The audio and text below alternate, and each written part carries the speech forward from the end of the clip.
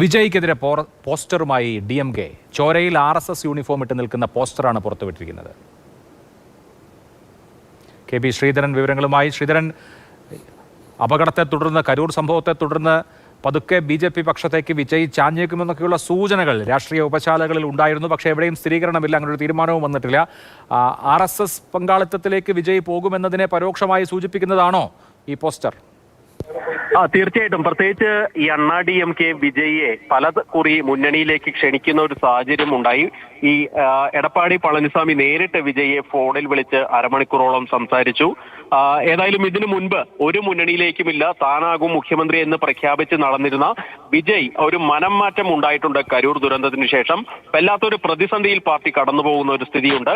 അങ്ങനെ നിൽക്കുന്ന സാഹചര്യത്തിൽ വിജയ് NDA പക്ഷത്തേക്ക് അല്ലെങ്കിൽ അണ്ണാ DMK പക്ഷത്തേക്ക് നീങ്ങുമോ എന്നുള്ളൊരു ആശങ്ക അല്ലെങ്കിൽ അങ്ങനെ ഒരു പ്രതീതി വന്നതോടുകൂടിയാണ് ഇപ്പോൾ വിജയ്ക്കെതിരെ രൂക്ഷ ആക്രമണവുമായി DMK വന്നത്. DMK IT വിങ്ങിന്റെ ഔദ്യോഗിക ട്വിറ്റർ ഹാൻഡിലാണ് ഇങ്ങനെയൊരു പോസ്റ്റർ വന്നിരിക്കുന്നത്. അതായത് RSSന്റെ ഗണവേഷം ധരിച്ചിട്ടുള്ള വിജയ്, അതിന് തൊട്ട് പുറകിൽ അദ്ദേഹത്തിന്റെ ദേഹത്ത് മുഴുവൻ ചോരപ്പാടുകളും കാണാം.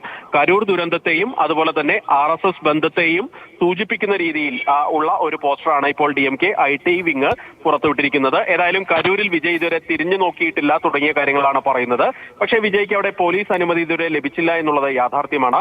ഏതായാലും വരുംകാല തമിഴ്നാട് രാഷ്ട്രീയത്തിൽ ഇനി തെരഞ്ഞെടുപ്പിന് ഏതാനും മാസങ്ങൾ മാത്രമേ ബാക്കിയുള്ളൂ. അങ്ങനെയുള്ളപ്പോൾ വിജയ്ക്കെതിരെ വീണ്ടും പോർമുഖം തുറക്കുകയാണ് DMK എന്നുള്ളതിന്റെ സൂചന കൂടിയാണ് ഇപ്പോൾ ഈ IT വിങ്ങിന്റെ ട്വിറ്റർ ഹാൻഡിലിൽ വന്നിരിക്കുന്ന ഈ ചിത്രം.